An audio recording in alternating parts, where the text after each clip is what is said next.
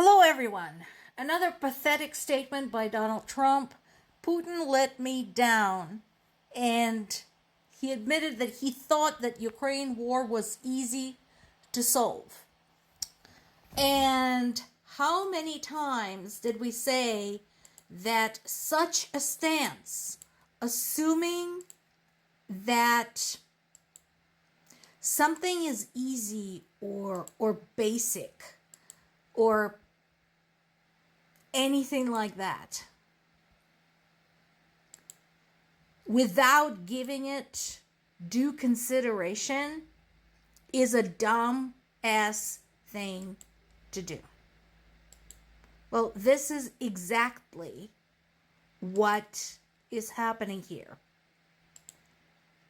A lot of us who are familiar with the history of Europe, history of Russia and Ukraine, have been saying that for a while. Hey, no, this is not basic.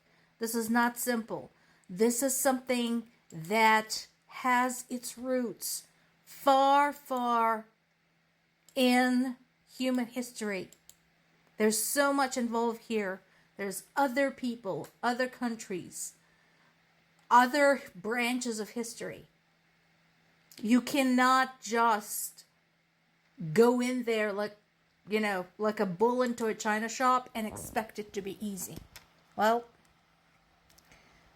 that's exactly what happened. Something else pathetic, there are now multiple sources showing photos of cone-shaped Nazi detonators bearing swastikas and stamped 1934, currently used by Russian military. These were seized by Russia from Nazi Germany at the end of World War II. Now, I know folks are going to say, so, you're sending a mixed message. On one hand, Russia is so pathetic that they're using, pre-World War II weapons to wage their war. On the other hand, you're telling us how dangerous they are. They're both. Actually, those of you who ever studied philosophy probably are familiar with dialectics and how the opposites frequently comprise a dialectic whole.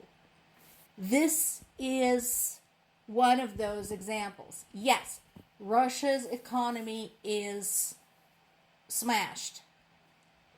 Ukraine has been making a serious dent in Russia's oil industry, which is one of the only sustaining forces right now for them. And one of the things that ties their allies to them. But at the same time, we also know that an animal that has been chased into a corner, a rabid animal particularly, is at its most dangerous. Any living creature who has nothing to lose and has no considerations left is very, very dangerous. And while, as I mentioned before, considering the state of their military-industrial complex, considering those Soviet leftovers that we talked about recently, such as theft, bribery, embezzlement of funds, frequent theft of rare parts and materials for sale, there is some question as to whether their nuclear weapons still work, but they still have them, and there is no way to find out. So it's both. And as such, they need to be stopped. One of the things I mentioned also yesterday, that the United Kingdom government cannot help but understand the danger that Russia presents and the danger of Trump's, specifically, close relationship with Putin. And this became obvious, particularly during Trump's visit to the UK when he and Keir Starmer took turns talking about the global situation.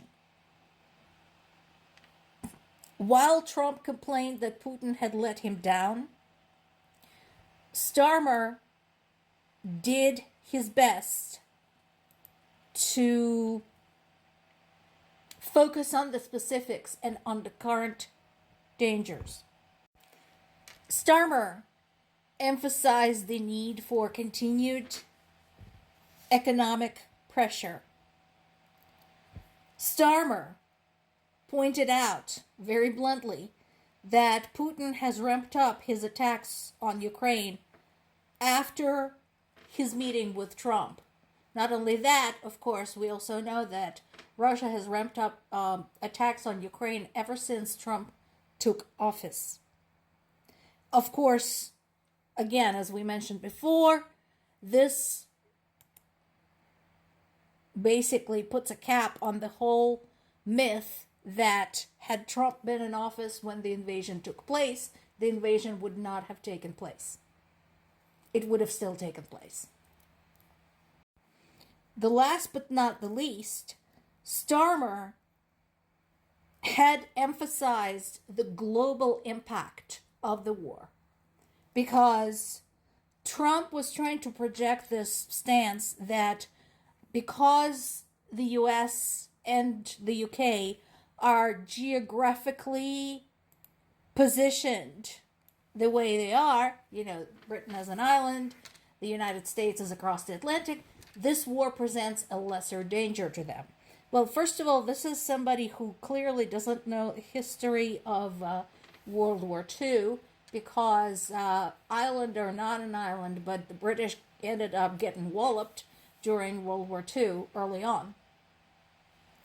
Second, Starmer also pointed out that